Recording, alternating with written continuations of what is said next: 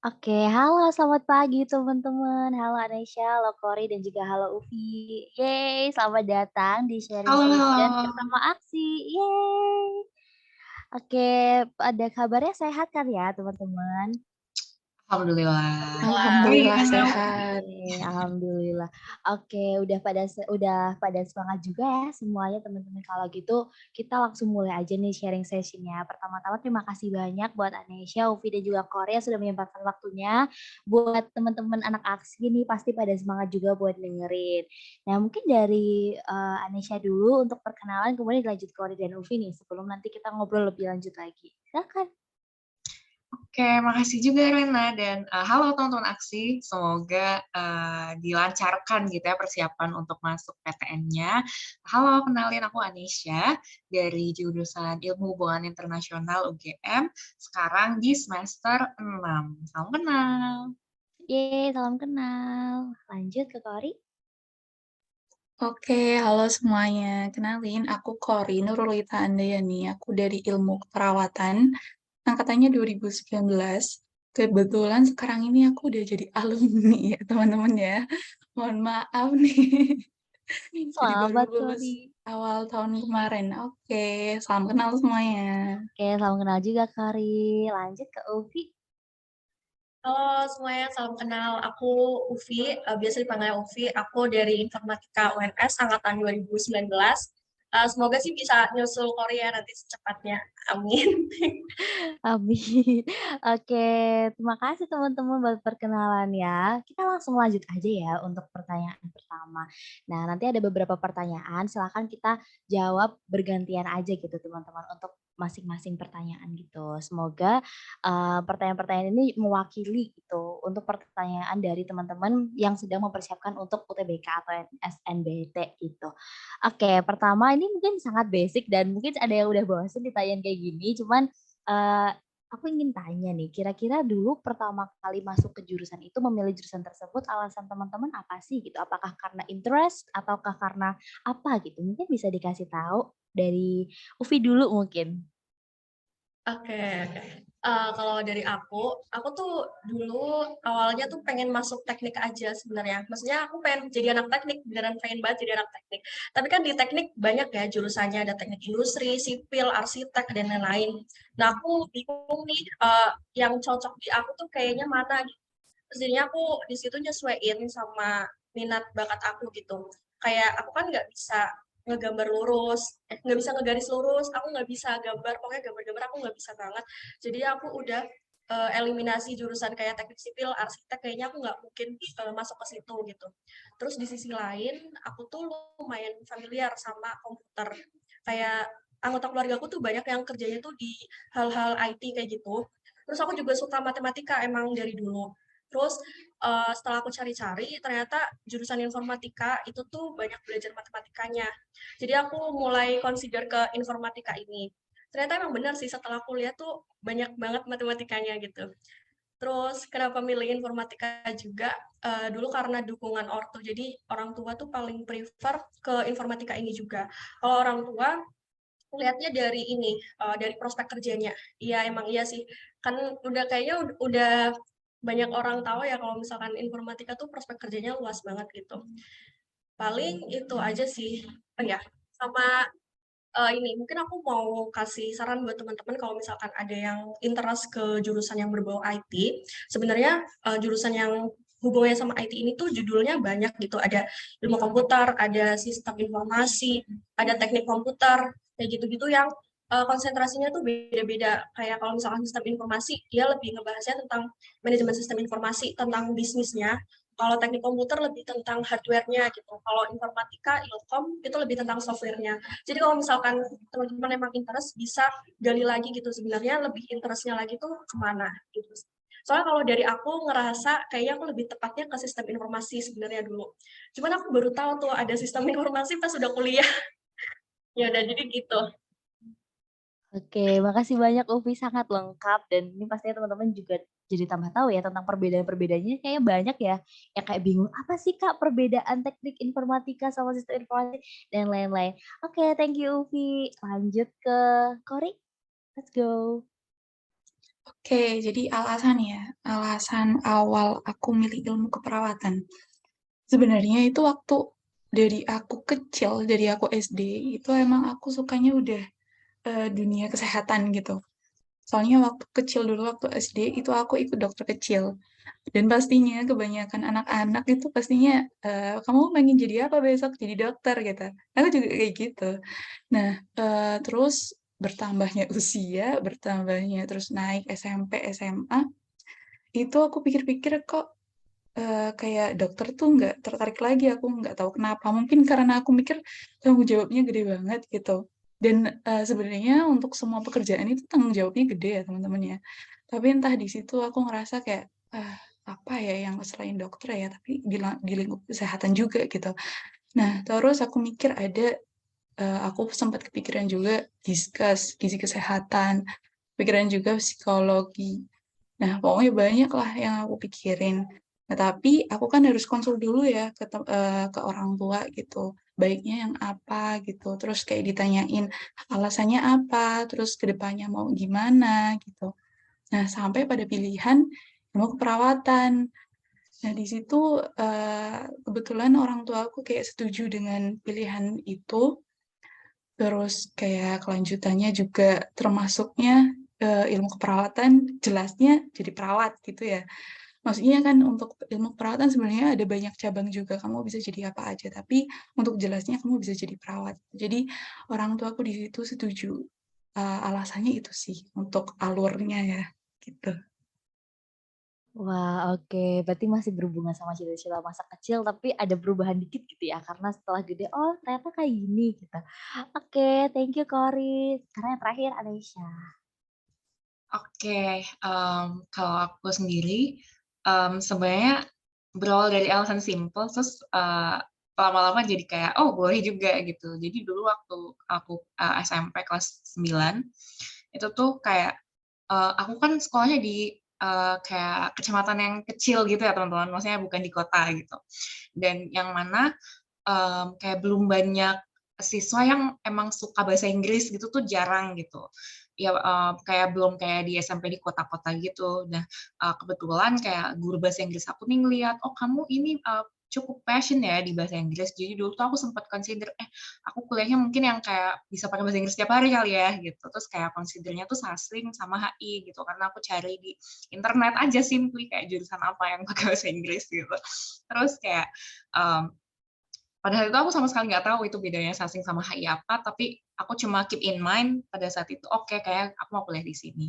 Terus aku SMA gitu ya, bareng teman-teman di SMA 2 Purwokerto gitu dan, semakin cari tahu juga gitu dari, alumni-alumni, dari internet dan lain-lain gitu, oh kayaknya, lebih cocoknya ke HI nih karena dia ada hubungannya sama sosial politik juga gitu, yang mana itu juga hal yang aku tertarik banget gitu. Walaupun sempat kedistraksi pengen ke STAN ya teman-teman, karena, tapi alasannya tuh beda gitu. Aku pengen ke HIUGM sama pengen ke STAN itu alasannya beda. Kalau ke HIUGM aku emang pengen belajar HI, aku suka ilmunya. Bahkan ketika aku, di tahun pertamaku kan aku kuliah di tempat lain ya, bahkan di situ pun aku tuh belajar mandiri, belajar HI gitu, yang mana berarti aku emang tertarik sama substansinya gitu. Tapi kalau, aku daftar STAN itu simply karena pengen jadi PNS aja sih gitu, jadi kayak beda gitu. Dan, aku rasa mungkin ya emang ya Tuhan, pada akhirnya menempatkan aku di memang yang aku dari hati pengen dari awal di HIUGM, kayak gitu. Ah, oke. Jadi sempet ada lika-likunya gitu ya, Nes, kayak tidak mudah gitu untuk langsung ada di posisi ini, tapi alhamdulillah sekarang kita udah ada di sini teman-teman. Oke, makasih ya teman-teman untuk jawabannya. Kemudian kita langsung move on aja ke soal yang kedua. Ini mungkin akan sedikit drama gitu ya, karena akan ngomongin suka dan dukanya. Mungkin bisa sekalian aja teman-teman kayak paling senengnya tuh ketika apa dan paling sedihnya itu ketika apa, senyamannya teman-teman aja untuk dijawabnya. Mungkin semester berapa susah banget atau apa, boleh diceritain teman-teman silakan. Kan dari Kori dulu mungkin, gimana Kori? Oke, jadi untuk suka duka ini, pertanyaan kalau misalkan ada waktu tuh bisa bleber nih jawabannya. Jadi sukanya itu, di keperawatan, teorinya itu hafalan. dan aku tuh sukanya emang hafalan, jadi bukan hitungan gitu ya. Aku kurang suka hitungan, jadi di sini hafalan, jadi itu asik. Apalagi dulu aku sukanya waktu SMA tuh biologi, dan di sini tuh lebih spesifik kan ya, kayak ada patologi penyakit, kemudian juga ada fisiologi dari tubuh, bla bla bla bla. Jadinya itu asik menurutku. Terus terkait dengan tugas-tugasnya, kalau di ilmu keperawatan UGM itu kebanyakan tugasnya itu kelompok. Tugas individunya itu kurang. Jadi kayak kalau misalkan tugas lebih ringan gitu, karena dikerjainnya kelompok gitu ya. Nah, terkait duka, itu yang tadi ya, kayak materinya hafalan memang. Tapi kadang tuh materinya udah kan spesifik ya, teman-teman, kayak maksudnya udah ke akar-akarnya nih, kayak misal ada blok namanya kardiovaskular gitu, tentang jantung dan juga pembuluh darah. Tapi di situ tuh udah kayak spesifik banget kayak yang tadi bilang kayak patologinya, terus fisiologinya. Di lain sisi itu jadi suka, di lain sisi juga itu jadi ribet karena hafalannya terlalu banyak gitu ya. Terus apa ya, dan untuk evaluasinya pun itu aku evaluasinya sistemnya itu satu blok 4 minggu dan jadinya setiap 4 minggu tuh aku ujian dan itu kayak langsung satu hari diujikan, yang diujikan tuh materi 4 minggu gitu. Itu dukanya sih, kayak jadinya harus ngebut, apalagi kalau misalkan sistemnya pakai sistem kebut semalam ya, itu bakalan ribet banget. Itu dukanya sih menurutku. Oh, oke. Berarti ada pengalaman ketika itu tuh susah banget gitu ya, Kori, menghadapi itu semua. Oh, oke. Tapi alhamdulillah udah lulus ya, Kori. Ya, jadi sekarang kayak kenangan, cuman kayak pasti kebayang banget dulunya lagi kesusahan dan sebagainya. Oke, thank you banget, Kori. Lanjut ke Ufi. Ayo, Ufi. Oke, kalau di informatika sendiri, ini sukanya dulu mungkin ya. Sukanya pertama mungkin ini ya, kalau misalkan emang passion banget di informatika, itu nanti bakal jadi karir yang menjanjikan gitu. Kayak temen aku tuh banyak yang belum lulus tapi udah diterima full time gitu di perusahaan. Atau pas kuliah bisa sambil freelance juga, kayak mungkin buka jasa bikin website atau gimana gitu. Terus yang kedua, kalian bisa explore banyak hal sebenarnya. Jadi kalau misalkan teman-teman logikanya jago, terus senang problem solving, misalkan itu boleh dalemin programming. Kalau kalian ternyata kurang bisa di situ, lebih lebih suka yang ngedesain aplikasi gitu, bisa ke UI UX misalkan, atau lebih senang sama data, bisa ke data science misalkan gitu. Jadi kalian bisa pilih lagi gitu hal yang kalian suka di IT itu apa, dan nggak harus menguasai semua hal juga gitu, bisa diambil yang paling kalian suka aja. Sukanya lagi mungkin paperless ya, kayak praktikum juga selalu pakai Word, terus ujian juga seringnya kan pakai laptop gitu, jadi sebagai orang yang mager nulis aku senang sih gitu.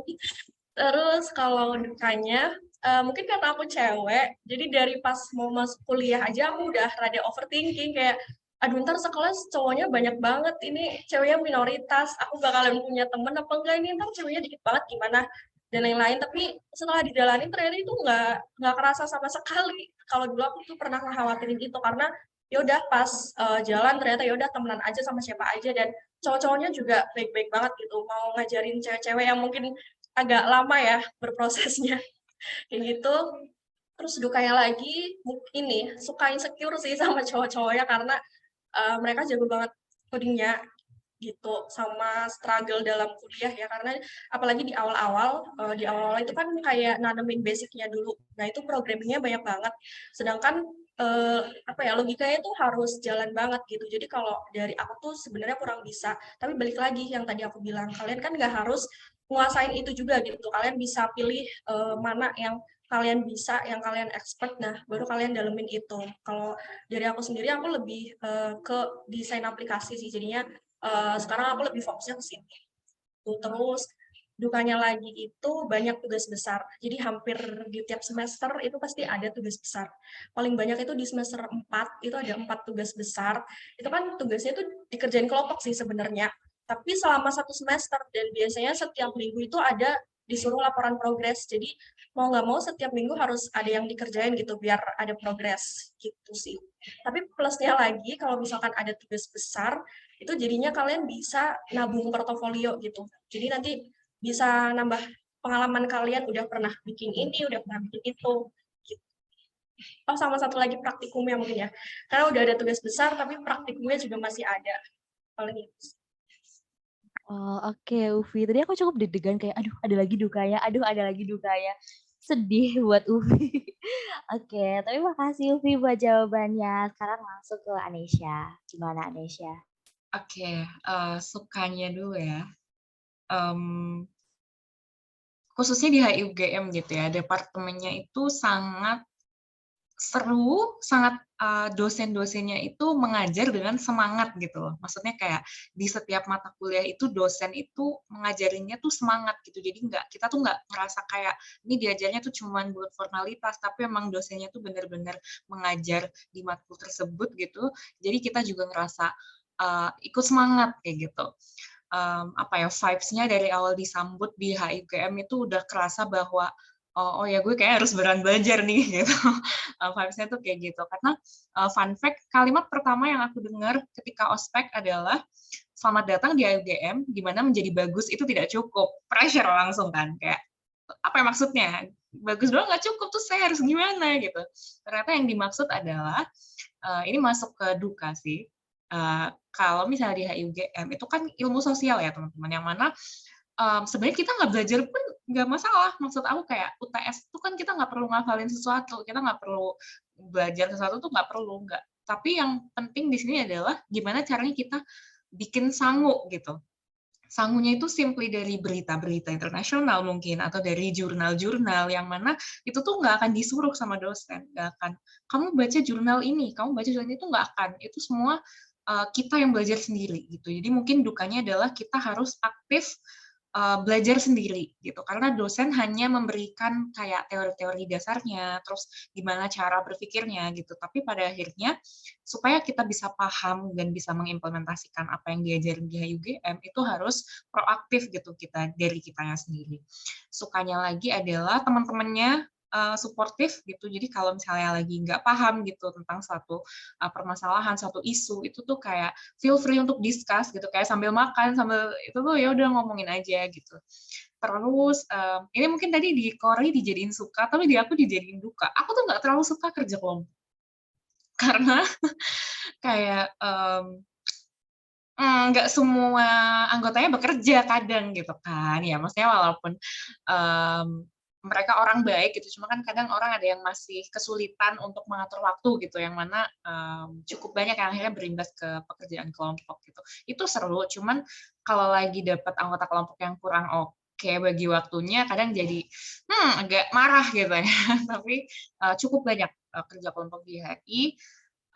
Sukanya lagi, walaupun banyak kerja kelompok, dosennya itu sangat akomodatif gitu. Jadi dosennya tuh biasanya ngasih form pengaduan free rider gitu. Jadi di situ kita bisa nulis siapa nih orang yang nggak kerja gitu, siapa nih orang yang kerjanya paling banyak dan lain-lain gitu. Jadi mungkin kredit terbesar goes to Departemen HIUGM-nya sendiri sih, karena mereka memberikan fasilitas yang oke untuk mahasiswanya.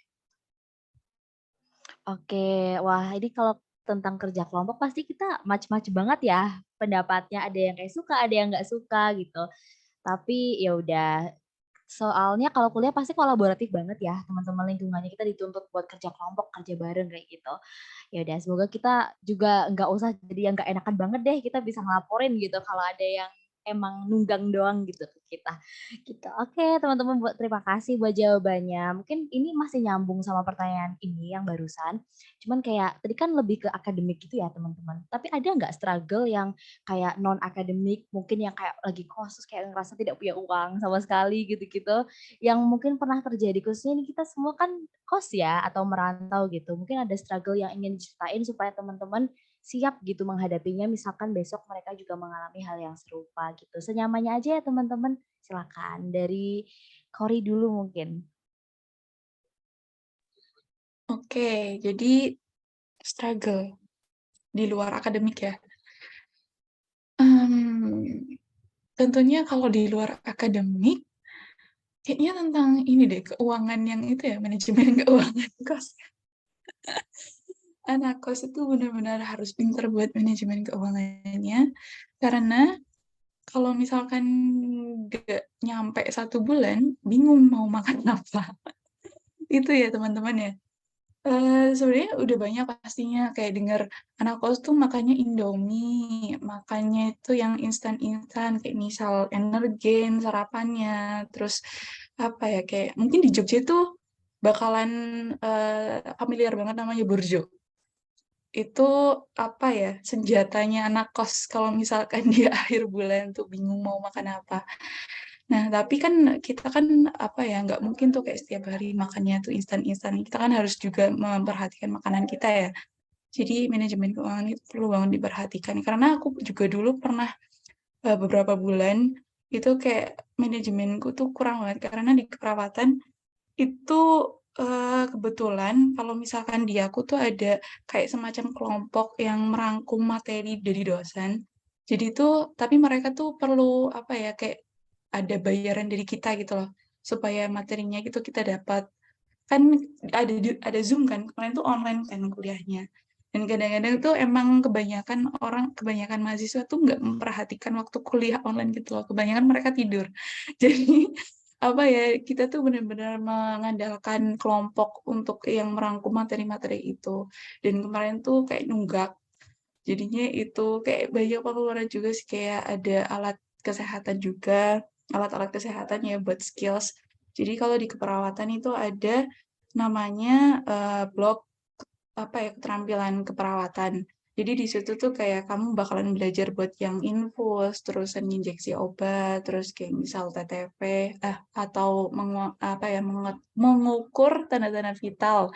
Terus ada juga ya pokoknya kayak gitu, dan itu tuh perlu alat kesehatan tentunya biar kita bisa belajar di rumah. Jadi itu juga, terus kayak dipipil aja Sabi. Terus ya itu sih, yang paling struggle itu sih sejauh ini.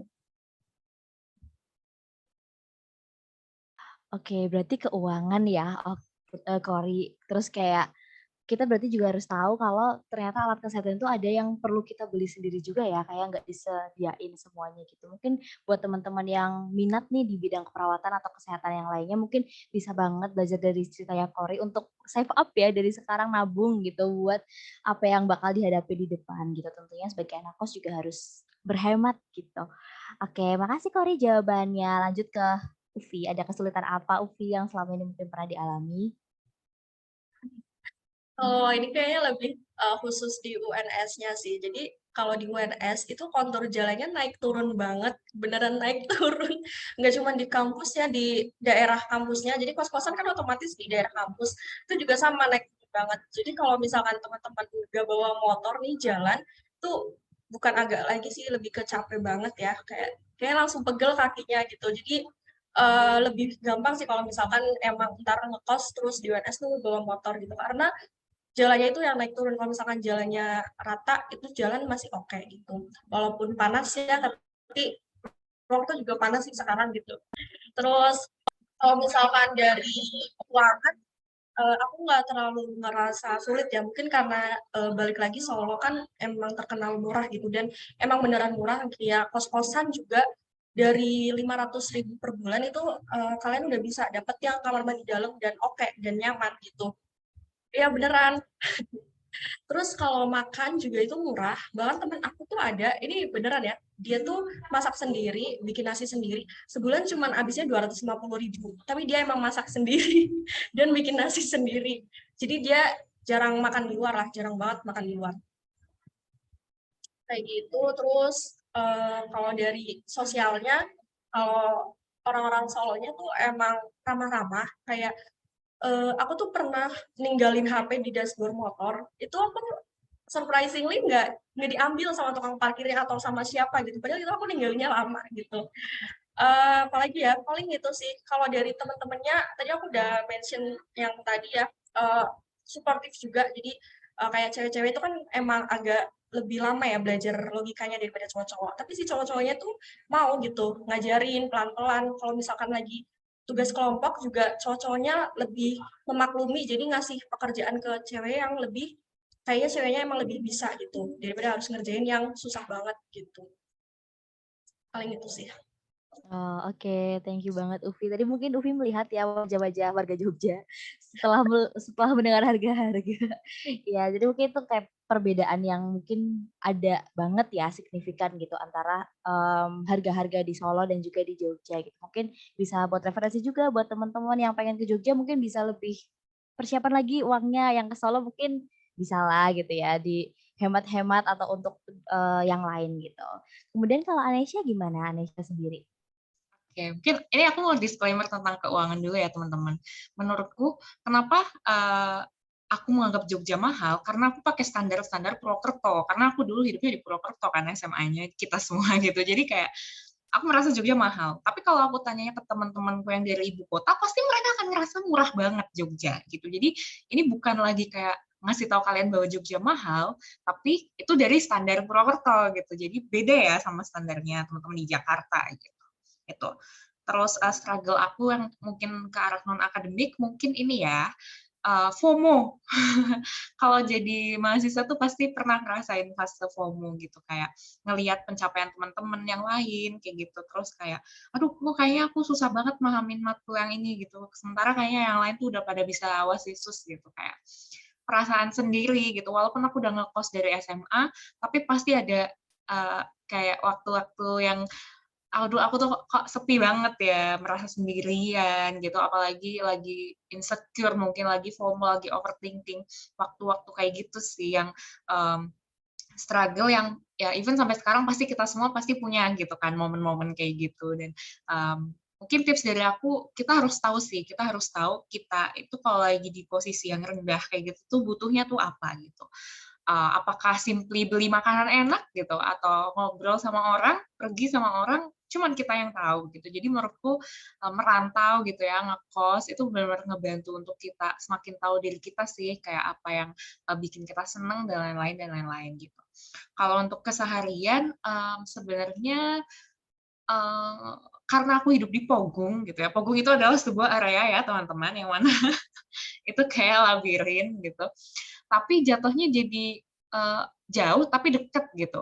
Jadi kalau misalnya aku pengen cari makan tuh sebenarnya agak bingung gitu. Karena kalau mau yang deket tuh jadinya itu aja gitu kan. Tapi kalau mau yang jauh juga aku posisinya nggak bawa kendaraan gitu. Jadi makanan tuh aku pusing tiap harinya kayak aduh mau apa gitu karena aku nggak bawa motor gitu. Jadi solusinya bawa rice cooker gitu. Aku sekarang lebih sering kayak bikin nasi sendiri terus baru lauknya beli atau kalau lagi pengen masak gitu. Oke, wah informasi baru lagi nih ya buat teman-teman, kayak apa sih harus dilakuin gitu. Makan tuh mungkin kita dulu kalau di rumah gitu, ketika kita lagi di rumah pasti nggak kepikiran ya teman-teman, kayak mau makan apa, seadanya lah gitu, udah ada yang masakin. Tapi ketika kos baru kerasa banget ya kayak, apalagi kalau tidak bisa memasak gitu, kayak sulit gitu. Mungkin bisa buat teman-teman yang sebetulnya lagi mau kuliah ini mungkin belajar masak dulu atau cari referensi-referensi menu yang mungkin pengen kayak gitu-gitu ya teman-teman supaya nggak bingung setiap harinya karena cari makanan pun scroll di Shopee Food atau apa itu lama juga kan kadang-kadang ya. Teman. Oke, thank you teman-teman buat jawabannya. Lanjut ya ke pertanyaan berikutnya. Ini sebenarnya mungkin juga momok juga sih. Ini kan mungkin kita sering dengar ya yang namanya kayak mahasiswa kupu-kupu gitu. Nah, terus kayak ada anggapan kita tuh harus ikut organisasi biar berkembang dan sebagainya.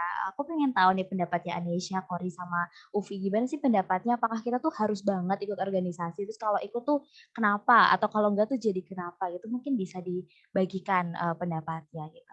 Silakan dari Ufi lagi coba. Kalau dari aku ya, kalau dari yang aku rasain sendiri, ikut organisasi atau UKM itu sebenarnya manfaatnya emang lumayan sih, nggak ada ruginya gitu lah kalau misalkan kita ikut, maksudnya kayak sesimpel kenalannya jadi banyak, terus skill-nya juga upgrade, baik soft skill ataupun technical skill, dan kadang-kadang kita tuh jadi tahu hal-hal yang mungkin kalau kita nggak ikut organisasi, kita jadi nggak tahu tentang itu gitu. Misalkan kayak, ini hal kecil aja ya, misalkan kayak nge-set Google Meeting di Google Calendar gitu. Itu aku tahu dulu pertama kali dari organisasi. Terus ternyata pas magang tuh kepake terus gitu. Atau enggak misalkan aku dulu organisasi masuk di divisi media gitu.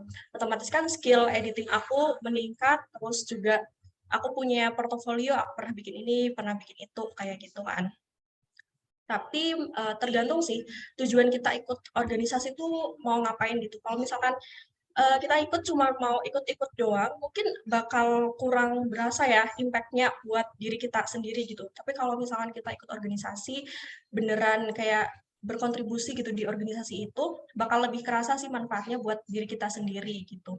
Terus biasanya kan orang-orang bilang ikut organisasi itu untuk ngasah soft skill ya.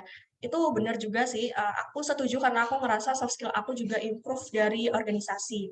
Walaupun mungkin sebenarnya soft skill nggak harus belajarnya tuh dari organisasi doang gitu. Karena ada juga sih teman-teman mahasiswa yang lain yang mungkin dia lebih ngarah, dia lebih fokusnya memperbanyak pengalaman magang misalkan, atau dia lebih ke nyibukin di bisnis, dan dari hal-hal kayak gitu juga kan sama aja kan, mereka bisa improve soft skill juga gitu.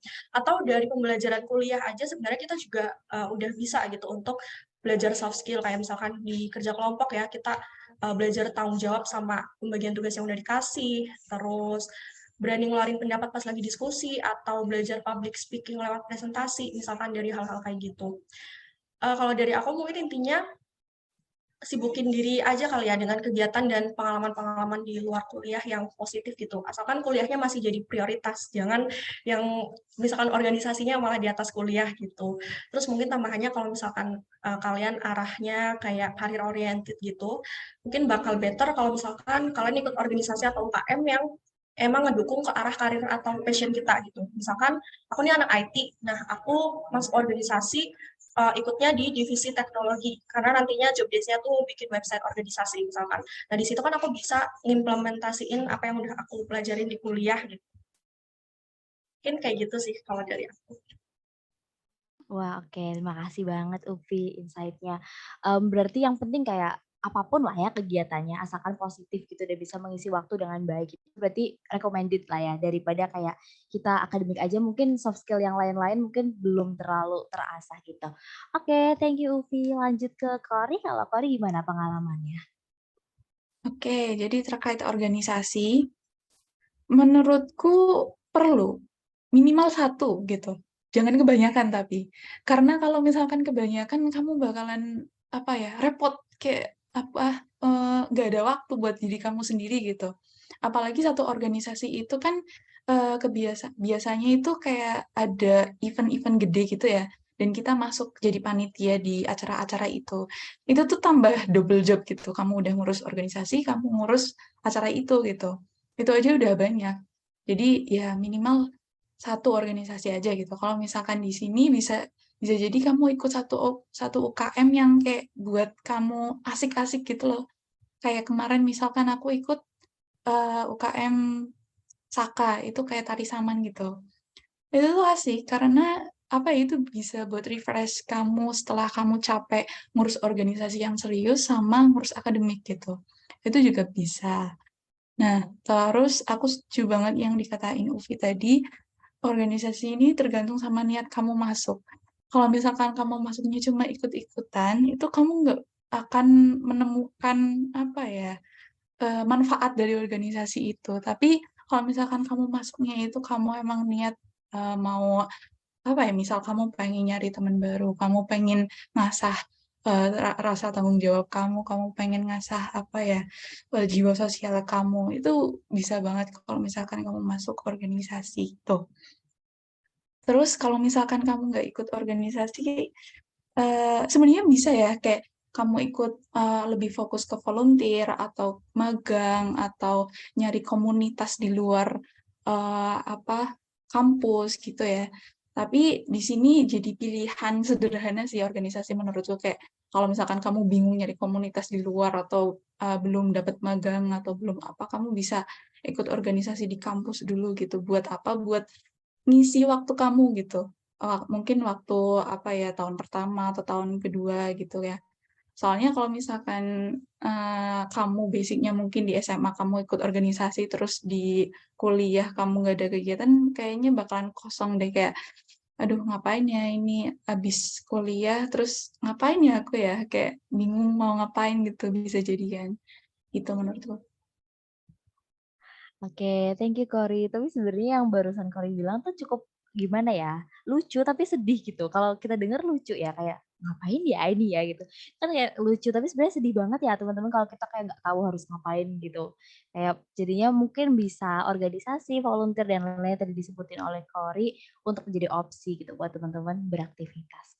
Kalau dari Anesha sendiri gimana? Oke, mungkin sebelumnya aku mau quoting tadi aku, dari poinnya Ovi aku setuju banget yang tentang kayak kita harus tahu dulu organisasi apa yang kita cari gitu kan, karena organisasi itu kan macam-macam ya, habis ini aku mungkin akan coba share screen, beberapa hal. Terus, poinnya Kori juga benar kayak, kadang karena kita ngelihat orang lain ikut atau karena kita FOMO, atau karena kayak, "Oke, gue punya banyak waktu," ngerasanya punya banyak waktu, itu akhirnya apply ke banyak organisasi. Itu akhirnya malah akan, eee, kebanyakan ya dari pengalamanku sendiri dan pengalaman, beberapa temanku itu pada akhirnya malah akan bikin kita sakit gitu, sakit secara mental dan secara fisik gitu. Karena, mmm, kita tuh ada di sini, teman-teman nanti ada di kampus yang menerima teman-teman nanti itu untuk kuliah gitu loh, tujuan utamanya itu untuk akademik gitu. Jadi jangan sampai kewajiban-kewajiban organisasi justru mengambil energi lebih banyak daripada yang harus teman-teman keluarkan untuk akademik kayak gitu. Nah, mungkin aku mau, share screen, supaya teman-teman ada gambaran gitu ya, kayak organisasi di perkuliahan tuh gimana. Aku kasih contohnya yang di UGM sih. Jadi, organisasi itu juga ada tingkatannya teman-teman. Yang pertama tuh dari jurusan itu biasanya ada hima. Nah, hima itu dia kayak bentuknya tuh kayak himpunan gitu loh. Jadi teman-teman yang ada di satu jurusan yang sama, itu ada himpunannya gitu, yang mana ini lebih ke seru-seruan sih aku ngelihatnya gitu ya, kalau di tiap departemen tuh pasti di tiap jurusan tuh ada ini. Kalau di tingkat fakultas biasanya tuh ada kayak BEM fakultas. BEM ini simpelnya apa ya, OSIS ya, OSISnya anak SMA, anak, mahasiswa kayak gitu mungkin. Terus kalau di universitas itu juga ada BEM di tingkat universitas, terus kalau di UGM tuh ada ISTEC, kebetulan aku di sini jadi makanya aku tulis. Um, Terus ada yang kayak UKM Difabel, ada UGM Body Club, terus kalau yang olahraga tuh macam-macam juga teman-teman, ada yang misalnya kayak badminton, terus volley, atau kayak panah, itu tuh macam-macam banget gitu. Jadi bener banget kata Kori tadi, kalau misalnya teman-teman misalnya udah punya satu organisasi yang cukup serius gitu, BEM gitu misalnya, nah yang satunya tuh yang buat seru-seruan gitu, yang kayak menyelam atau apa tuh banyak gitu. Terus kalau di tingkat regional, aku juga ikut organisasi atau komunitas namanya Buyback Plastic Bags Jogja. Ini tuh kayak yang ke lingkungan gitu sih. Jadi emang di tahun pertamaku, aku ikut 2 organisasi, ISEC sama Buyback Plastic Bags gitu. Sesuai sama tipsnya Korea yang tadi. Terus juga kalau teman-teman tertarik ke nasional, itu tuh di tahun kedua, di semester 2 atau semester 3, itu tuh ada kayak namanya XL Future Leaders. Kalau misalnya teman-teman mau cari tahu bisa di Instagram, itu scope-nya itu nasional. Jadi teman-teman bisa ketemu orang dari berbagai universitas gitu, networking-nya lebih luas lagi. Tapi jangan lupa perhatikan porsi akademik teman-teman, apakah kayak, oke masih bisa aku ikut ini, atau enggak dulu deh kayaknya udah cukup capek gitu. Itu penting banget untuk memperhatikan kemampuan diri kita. Terus juga kepanitiaan itu juga banyak banget kayak PPSMB gitu ya, mau jadi fasil gitu, mau jadi mbak-mbak yang apa namanya, menyapa mahasiswa-mahasiswa baru gitu. Terus biasanya di acara di fakultas atau hima tuh juga punya event gitu, punya acara yang nantinya akan oprek gitu buat panitia. Nah, sebenarnya menurutku kepanitiaan ini solusi buat orang yang pengen ikut organisasi tapi nggak pengen mengikat gitu. Karena organisasi itu kan biasanya ada jangka waktunya ya, apakah itu 1 tahun atau berapa gitu. Tapi kalau kepanitiaan kan ya udah acaranya selesai, kepanitiaannya selesai gitu. Jadi lebih fleksibel. Terus ini volunteer juga biasanya diadain sama beberapa organisasi kampus dan ya udah kalau acaranya selesai, kita udah selesai gitu kesibukannya gitu. Jadi bisa disesuaikan sama kebutuhannya teman-teman dan jangan lupa untuk selalu riset kira-kira di situ tuh bakal ngapain gitu. Jangan sampai kaget gitu istilahnya ya, nanti kayak malah jadi malas-malesan terus karena aku pernah kayak gini. Jadi nggak enak banget rasanya ada di organisasi yang bahkan kamu nggak pengen ada di situ gitu. Jadi jangan sampai terjebak gitu istilahnya. Oke, makasih banyak Anesya buat tadi ya, sekali sampai share screen segala gitu, buat memperkenalkan ke teman-teman apa aja sih organisasi yang ada gitu, kira-kira bakal ada di kampus teman-teman. Mungkin kayak ISEC gitu-gitu kan pasti bakalan ada di berbagai macam kampus ya, jadi mungkin teman-teman bisa riset dulu dari sekarang mungkin boleh biar semangat gitu, kayak, ya aku pengen ikut ini deh, walaupun mungkin besok mungkin nggak jadi atau gimana nggak apa-apa, yang penting kita tahu dulu.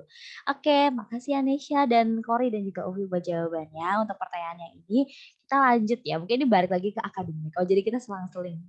Seneng, terus akademik, terus kayak yang serius, seneng lagi. Oke, jadi ini lebih ke kayak gaya belajar sih teman-teman. Pasti kan beda-beda ya. Mungkin ada yang tadi Korea lebih suka yang kayak hafalan, Uvi lebih suka yang hitung-hitungan, terus dan sebagainya. Nah, kalau dari teman-teman sendiri gimana sih cara untuk belajar di jurusan tersebut ya khususnya? Terus mungkin kalau ada tips yang bisa dibagikan ke teman-teman boleh banget. Atau cara mempertahankan IP gitu misalkan atau apa boleh banget dibagikan. Terima kasih. Silakan teman-teman dijawab dari Uvi.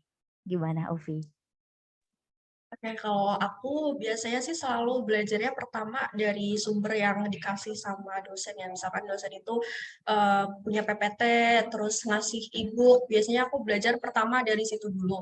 Tapi kalau dari PPT, e-book dan lain itu tuh biasanya materinya lebih ke teorinya gitu, lebih ke konsepnya, belum ke prakteknya banget. Nah, untuk prakteknya seringnya sih carinya di internet kayak di Google, di YouTube, itu banyak banget di YouTube tutorial-tutorial tentang informatika, biasanya orang India yang nerangin. Terus kalau misalkan lagi kalian udah nemu hal yang cocok ya, kayaknya aku passion nih di sini dan aku pengen dalamin itu. Biasanya tuh banyak yang ikut course-course yang langsung spesifik gitu. Misalkan aku suka UI UX, aku pengen dalemin karena kan kalau di kuliah informatika itu dapat materinya kayak cuman 1 semester doang tentang itu atau 2 semester doang gitu. Jadi kalau untuk ngedalemin yang beneran itu masih kurang. Nah, kalau misalkan kalian pengen itu bisa ambil course. Kalau sekarang banyak juga kok course yang gratis-gratis gitu atau yang berbayar juga ada. Ini tuh terus karena tugasnya banyak, kalau dari aku sih jangan nunda-nunda ngerjain tugas ya. Kalau nunda-nunda nggak apa-apa tapi jangan nunda-nunda banget gitu. Karena kalau misalkan nunda-nunda banget tuh makin ketumpuk, belum lagi ntar ada tugas baru lagi gitu. Ntar jadinya ngerjainnya kayak kurang maksimal gitu, apa adanya gitu sih. Terus kalau misalkan nggak paham sama suatu materi, kalau bisa langsung cari tahu apa ya, langsung cari tahu tentang materi itu, maksudnya langsung berusaha buat paham. Karena kalau misalkan nggak kayak gitu, ntar bakal ketumpuk-tumpuk nggak pahamnya. Ntar kalian jadi makin stres sendiri dan berasa, oh, aku bodoh banget ya di sini, kayaknya aku nggak bisa dan lain-lain gitu. Padahal itu sebenarnya karena ketumpuk aja belajarnya gitu di akhir. Terus ngerjain tugas sama belajar UTS UAS bareng temen itu juga kayak solusi banget. Itu ngebantu banget buat saling tukar insight. Terus kalau misalkan kita nggak paham A, bisa dijelasin sama temen, atau temennya nggak paham B, bisa dijelasin sama kita, kayak gitu-gitu. Terus apa lagi ya? Mungkin itu aja sih. Kalau untuk IP yang bagus, yang tadi udah cukup. Tapi kalau misalkan kalian pengen expert di bidang tertentu, lebih banyakin ke praktek-prakteknya gitu. Misalkan pengen di web, kalian banyakin latihan belajar bikin website, terus belajar tentang framework-frameworknya kayak gitu sih. Wah, oke. Makasih Uvi buat tipsnya. Jadi kayak kebayang ya, oh ternyata ini yang harus dilakuin kalau misalkan jurusan teknik informatika gitu khususnya. Mungkin teman-teman yang lain yang belum masuk ke situ mungkin belum ada gambaran kalau, oh ini ternyata yang harus dilakuin gitu. Ini pasti bakal helpful banget buat teman-teman. Oke, lanjut ke Anesya. Kalau Anesya sendiri gimana tipsnya Anesya? Mungkin bisa dibagikan? Jadi gini teman-teman, di HIUGM itu UTS dan UAS-nya 90% deh gitu. Itu bentuknya paper semua. Bahkan kayak tugas mingguan, tugas 2 mingguan, tugas bulanan itu semuanya paper. Paper itu jadi kayak essay gitu, teman-teman nulis, nanti ada yang kayak disuruhnya 500 kata atau 1000 kata, 1500 kata gitu, akan mengenai sebuah isu gitu. Nah, nanti di paper tersebut teman-teman bisa pakai teori-teori yang udah dipelajari di kelas kayak gitu. Nah, karena ujiannya bukan kayak soal gitu ya, ada sih satu matkul yang biasanya tiap semester tuh ada satu matkul yang dia sistem ujiannya itu soal, tapi pun tetap aja yang ditanyain itu isu gitu. Jadi at the end of the day sebenarnya yang butuh kita lakuin itu selain kita perdalam teori-teori dari PowerPoint-nya dosen, kita tuh harus update banget sih teman-teman sama perkembangan berita-berita internasional gitu, karena kayak kemarin waktu kayak Rusia baru nyerang Ukraina tuh langsung keluar di beberapa makro sekaligus gitu, kayak 3 atau 4 makro tuh langsung nanyain itu di soal UTS-nya gitu. Jadi emang kita dituntut untuk bisa selalu update gitu, nggak harus yang sedalam gitu sih, nggak, kan kayak baca sesuatu kan nggak bisa cepet nggak sih, kayak kita lagi main Instagram nih, terus tiba-tiba ada info apa, ya udah baca aja tentang si Rusia itu atau tentang Ukraina gitu, simple kayak gitu aja, dan itu bisa banget ngebantu. Terus kemampuan yang perlu banget dipunyain menurutku cara ini sih, cara membaca cepat gitu ya, karena kan dalam menyusun essay itu kan pastinya kita butuh baca berbagai sumber gitu kan, nggak mungkin ya kita baca dengan seksama semuanya dari berapa halaman, itu tuh nggak mungkin. Jadi selama berjalannya waktu pasti teman-teman juga jadi tahu gimana cara efektifnya teman-teman untuk menyerap gitu informasi dari sebuah buku atau jurnal gitu. Kalau aku sih biasanya aku baca dulu abstraknya, terus aku baca paling bawahnya, terus baru kayak lihat daftar isi gitu. Jadi kayak nggak perlulah baca semuanya kayak gitu. Terus kalau mau lebih expert lagi, dosen-dosen di HUGM itu sangat terbuka kalau misalnya teman-teman mau ngirim pertanyaan personal by email gitu. Jadi teman-teman boleh kalau habis kuliah misalnya ada yang nggak paham, di chat nih dosennya gitu, kayak, "Oh saya kurang paham di sini," gitu, "ini maksudnya kayak gimana ya?" Gitu tuh boleh banget, nanti pastinya langsung di akomodasi gitu. Terus dari himanya HI, namanya Komahi, itu dia biasanya kalau mau UTS, kalau mau UAS tuh dia ada kayak tutorial gitu. Jadi nanti teman-teman dikasih tahu kayak tahun kemarin tuh UTS-nya kayak gimana, UAS-nya kayak gimana gitu, dan bisa sharing. Walaupun most likely akan beda gitu ya, karena isunya udah beda lagi, tapi itu pasti akan tetap bermanfaat gitu. Jadi aktif-aktif aja dalam mencari informasi dan membaca gitu. Oke, berarti kuncinya membaca ya, Nes. Iya, kalau aku pribadi jujur cukup relate sama Anisha, kayak kita sama-sama dari Sasum ya. Kalau Umi sama Kori kan dari Saintek gitu. Pasti ada struggle dan lain-lain yang berbeda gitu. Cuman kalau aku sama Anisha bisa relate di hal yang sama, yaitu membaca. Karena ternyata kuliah tuh harus membaca itu gitu. Iya, khususnya jurusan ya kayak Anisha, Visipol, pokoknya Sasum-Sasum pasti harus bisa baca yang banyak gitu di satu waktu. Terus teman-teman yang Saintek pun tidak terlepas juga ya, pasti banyak baca juga kan ya, Kori dan Ufi gitu. Oke, lanjut ke pertanyaan berikutnya. Oh, sorry banget, Kori belum. Astagfirullahaladzim, maaf Kori.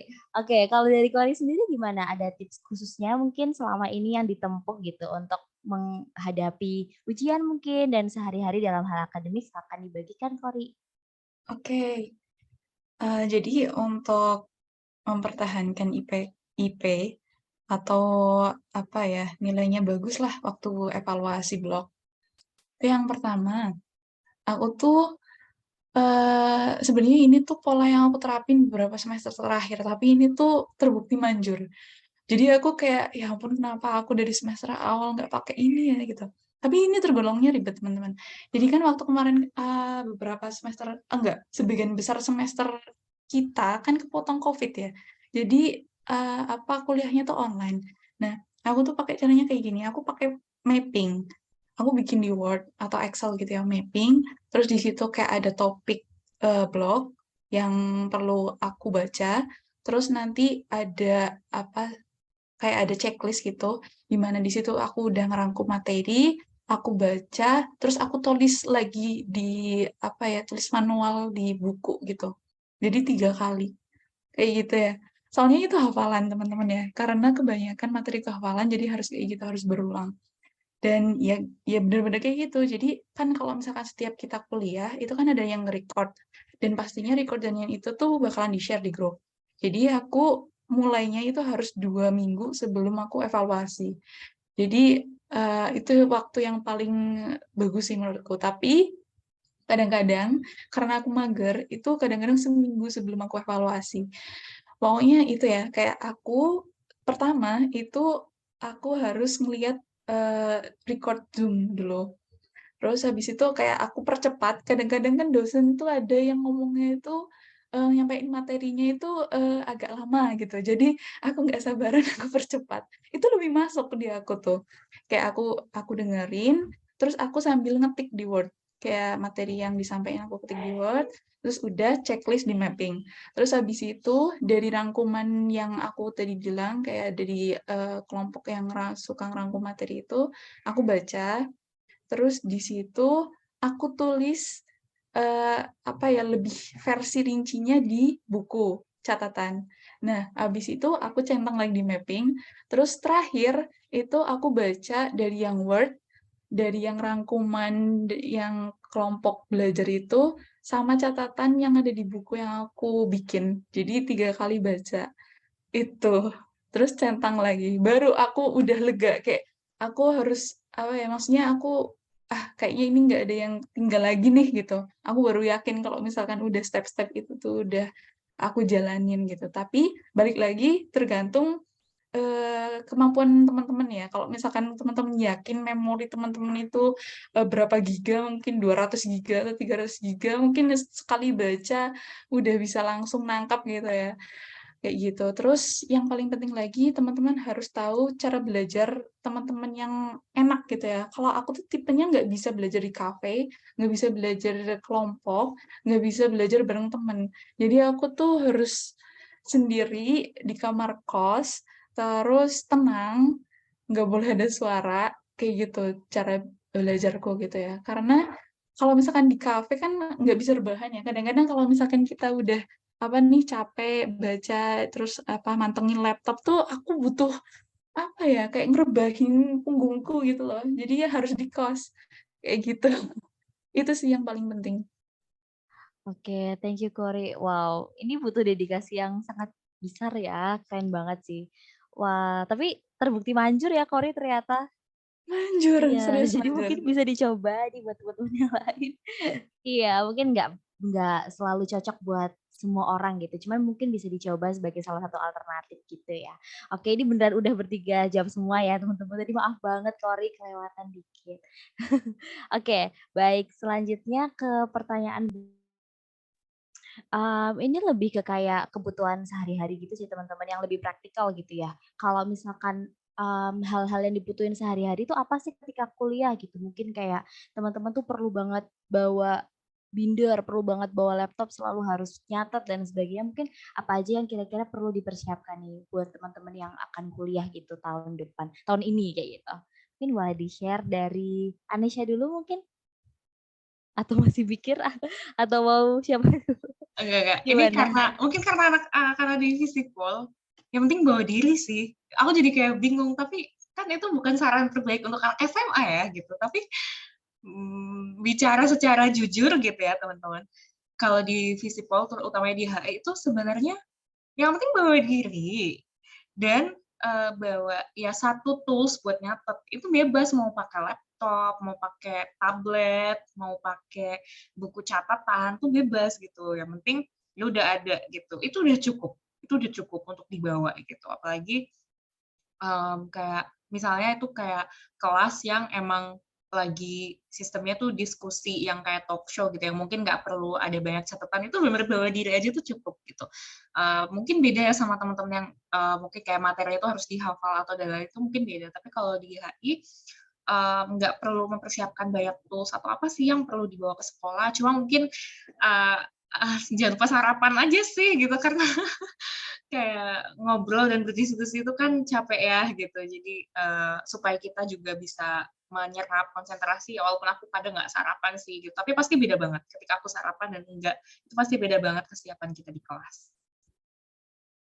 Oke, jadi paling utama tetap bawa diri gitu ya, Nes? Ya, karena kadang-kadang pun kita berangkat kuliah, tapi pikiran kita kayak nggak di kelas gitu ya, kadang-kadang. Jadi bawa diri tuh penting, keren. Oke, kalau dari Kori sendiri gimana, Kori? Mungkin ada yang di sehari-hari itu kita butuhin gitu selama kuliah, boleh disebutkan? Iya, aku setuju sama Aneh sih. Harus bawa diri, harus persiapan diri. Tidurnya yang cukup, jangan sampai ngantuk. Karena apa ya, kalau misalkan di tempatku tuh kebanyakan kita nerima materi ya. Diskusinya tuh di akhir dan itu pun kayak cuma 5 menit atau 10 menit gitu. Jadi kebanyakan tuh cuma mendengarkan materi. Jadi perlu banget untuk mempersiapkan diri dan jangan begadang gitu. Pokoknya jangan ngantuk-ngantukan. Itu sih yang paling penting. Dan untuk masalah apa ya, kayak alat-alat yang perlu, ya sama, kayak terserah kamu mau nyatetnya di laptop kah, di tablet kah, di HP kah, atau di notes kah gitu. Tergantung teman-teman enaknya di mana sih gitu. Mungkin cuma itu. Terus kalau misalkan di keperawatan mungkin yang tadi aku bilang ya, yang alat-alat kesehatan itu sebenarnya itu kan skills yang apa ya, emang diujikan setiap semesternya. Tapi itu nggak wajib juga teman-teman punya. Cuma kalau misalkan teman-teman punya alat-alat kesehatan sendiri kan lebih enak kalau misalkan mau latihan sendiri di rumah atau di kos. Jujur waktu aku awal-awal semester itu aku lebih banyak minjem punya temen gitu. Karena di situ mungkin kalau misalkan yang tadi aku bilang kalau belajar teori mungkin aku enaknya sendiri. Tapi kalau misalkan keterampilan enaknya bareng-bareng karena di situ kayak bisa teman-teman lihat apa yang kita lakuin, terus kita juga bisa bergantian kayak gitu, evaluasinya ganti-gantian kayak gitu. Oh, oke. Thank you banget, Kak. Berarti itu ya, kalau misalnya tadi yang alat-alat kesehatan itu kan di awal mungkin kita kayak mikirnya, wah apakah harus beli gitu ya. Tapi ternyata gak harus ya, masih boleh atau bisa pinjem ke teman-teman yang lain gitu. Oke, ini sebenarnya mau nyelipin dikit pertanyaan nih teman-teman sebelum ke Uvi. Kalau kalau kita SMA kan harus beli kayak LKS, buku cetak gitu misalkan ya. Nah, apa kalau kuliah tuh juga gitu? Mungkin teman-teman di sini ada yang ada kayak worry gitu kayak aduh harus nggak ya beli pas kuliah gitu-gitu. Mungkin kalau teman-teman sendiri pengalamannya gimana? Apakah haruskah atau gimana sih gitu? Mungkin dari Kori lagi dulu ntar baru kita ke Uvi. Gimana Kori? Oke, jadi kalau misalkan buku yang buat teorinya nggak perlu menurutku. Hmm. Kayak itu sekarang tuh udah banyak ebook kayak di mana-mana tuh apa ya, kayak yang apa ya, gratis itu udah banyak banget webnya. Terus kita juga kebanyakan pakai jurnal dan jurnal itu ya nggak harus bayar gitu. Kayak kalau misalkan di kesehatan kayak keperawatan tuh ada PubMed, ada Science Direct, terus ada apa ya, kayak di Google Scholar pun ada banyak gitu. Nah, terus kalau misalkan di keperawatan, itu sebenarnya ada buku yang perlu dibeli. Namanya buku Nanda Nick Nok. Jadi itu tuh buku buat apa ya, kita mendiagnosis keperawatan atau memberikan asuhan keperawatan ke pasien. Jadi yang pertama tuh buku Nanda, itu tuh kayak buku buat kita tahu kita perlu mendiagnosis apa sih buat pasien tersebut. Terus buku NOK itu tujuan yang atau target yang harus kita capai untuk kenyamanan atau kesembuhan dari pasien tersebut. Terusan buku NIK itu isinya tentang intervensi atau tindakan apa yang perlu kita berikan ke pasien tersebut. Itu 3 buku utama di ilmu keperawatan. Jadi kayaknya cuma 3 buku itu yang perlu kalian beli gitu kalau misalkan masuk ke keperawatan. Oke, thank you Kori. Kalau balik lagi ke Anesha dulu ya, Anesha sama pengalamannya atau ada beda nih harus beli gitu misalnya? Oke, aku punya dua perspektif karena aku pernah kuliah di Unpad dan UGM gitu ya. Dulu aku tahun 2019 kuliah di Unpad, itu ada beberapa buku yang emang dosennya tuh encourage gitu, jadi nggak wajib tapi sunah gitu ya, mensunahkan mahasiswanya untuk beli gitu, kayak buku-buku dasar-dasar ilmu politik dan lain-lain yang kayak basicnya belajar itu ada beberapa yang kayak dikasih list terus kayak kalau bisa beli ya kayak gitu, tapi nggak dipaksa juga sih. Dan itu juga kayak bisa minjem teman atau ke perpus atau nyari e-booknya juga tetap bisa kayak gitu. Tapi kalau di HIGM, aku nggak beli satu buku pun sampai sekarang semester 6. Pertama emang nggak ada disuruh. Terus yang kedua emang most likely itu udah dikasih versi e-booknya sama dosennya langsung gitu. Jadi udah di-provide jurnalnya dan oh ya kalau di UGM itu kan ada UGM Library ya, itu tuh kita jadi kalau mau download jurnal tuh udah open access semua gitu, jadi nggak perlu beli. Jadi memang sangat convenient dan nggak perlu ngeluarin uang untuk buku kalau di Sosum gitu. Kalau di HI. Oke, thank you Anesha buat ini bagi-bagi pandangannya. Soalnya beneran itu ya, pasti ada teman-teman yang worry gitu, "Oh haruskah beli?" Gitu. Oke, kalau Uvi sendiri gimana? Mungkin di UNS ada yang beda kayak gitu, ada apalagi ilmunya Uvi kan kayak praktikal juga nih gitu, mungkin ada juga kayak yang harus dibeli kayak Kori tadi gimana? Apakah ada? Oke, kalau di informatika sendiri, pertama tentang e-book tadi, tentang buku ya. Jadi dulu tuh pas awal-awal semester emang kayak teman-temanku ada tuh yang beli buku. Tapi setelah aku lihat isinya, itu tuh sebenarnya isinya sama kayak yang ada di internet gitu. Apalagi kalau di informatika itu kan kita belajarnya satu analisis matematika. Kalau yang analisis matematis ini tuh sebenarnya belajar dari e-book yang direkomendasiin sama dosen sama mungkin sumber-sumber dari Google, misalkan kalian pengen lihat yang versi Indonesianya atau contoh soalnya, itu menurut aku udah cukup sih, nggak perlu yang sampai beli buku juga. Tapi beda cerita kalau misalkan kalian emang benar-benar pengen ngedalemin ya, mungkin boleh dicoba beli buku. Terus kayak benar tadi informatika kan banyak prakteknya. Nah ini juga, jadi sebenarnya kalian belajar tuh lebih banyak dari YouTube, malahan lebih oke gitu kalau untuk prakteknya. Terus IT pasti identik sama laptop ya. Mungkin teman-teman ada yang worry juga tentang laptop ini, apakah speknya harus yang dewa banget atau gimana. Nah, kalau dari aku sendiri sebenarnya laptop aku tuh biasa dan aku baru punya laptop yang agak bagusan itu di semester 3 akhir. Pokoknya di awal semester 4. Dan itu waktunya emang pas juga karena dari semester 1 sampai 3 itu kita masih yang konsep, masih banyak matematikanya, jadi masih banyak hitung-hitungannya, belum yang pakai aplikasi-aplikasi berat. Kalau di semester 4, 5, 6, itu kan banyak prakteknya. Nah, itu baru yang perlu untuk pakai aplikasi-aplikasi yang agak berat dan butuh sih emang laptop yang agak bagus gitu. Tapi kalau misalkan kalian bingung ya laptop yang bagusnya itu kayak gimana, menurut aku kalau untuk Intel Core i5 itu udah cukup, bahkan aku tuh masih i3 itu juga bisa-bisa aja. Terus RAM-nya 8 GB atau di bawah itu juga nggak apa-apa gitu, asal yang bisa di-upgrade lagi gitu ntar RAM-nya. Kayak gitu sih, kalau sekarang belum punya laptop yang bagus nggak apa-apa, kayak aku juga baru gantinya nanti gitu. Terus kalau buat kuliah, biasanya kalau misalkan kuliahnya cuma teori, bukan yang praktikum, itu aku nggak bawa laptop, karena biasanya emang nggak dipakai. Paling bawa kertas 1 halaman ya sama bolpen kalau perlu nyatet. Terus kalau praktikum juga baru bawa laptop. Tergantung sih praktikumnya tuh di lab atau yang pakai laptop individu gitu. Kalau di lab juga biasanya nggak bawa laptop juga. Oke, thank you Uvi. Ini pasti menjawab banget sih buat teman-teman yang pengen masuk TI dan sejenisnya, tapi mungkin sekarang belum ada nih laptop yang memadai gitu. Jadi bisa nabung dulu ya Uvi, kayak sambil dicicil lah kayak gitu bisa untuk beli. Jadi nggak apa-apa banget nih teman-teman. Jangan jadi kayak minder atau kayak aduh nggak bisa nih nggak bisa. Jangan sampai itu ngehambat gitu. Oke, ini pertanyaan sebenarnya agak-agak mirip kayak, "Kamu kok bisa tahu sih dia tuh jodohmu?" Gitu ya. Ini lebih ke kayak kapan momen di mana kayak Kori tahu nih, "Oh aku tuh emang keperawatan banget nih ternyata nggak salah jurusan," gitu. Mungkin Anesya ke HI, Uvi juga ke TI itu kapan sih kayak ada momen kayak, "Oh udah bener nih aku di sini nih," gitu. Mungkin ada nggak momen saat-saat kayak gitu gitu? Mungkin boleh diceritain pasti tuh excited banget ya. Boleh dari Kori dulu gimana Kori? Oke, terkait, eee, apa ya, kesadaran itu ya, jujur itu tuh, untuk yang sekarang ini ya, sekarang ini tuh aku udah masuk profesi teman-teman. Jadi kalau misalkan di keperawatan itu setelah kamu wisuda, sarjana, dapat gelar Eskap. Habis itu, terus sebenarnya terserah kamu mau jadi akademisi, atau jadi researcher, atau jadi nurse planner, atau jadi apa. Tapi lebih amannya kalau menurutku itu ambil program profesi nurse.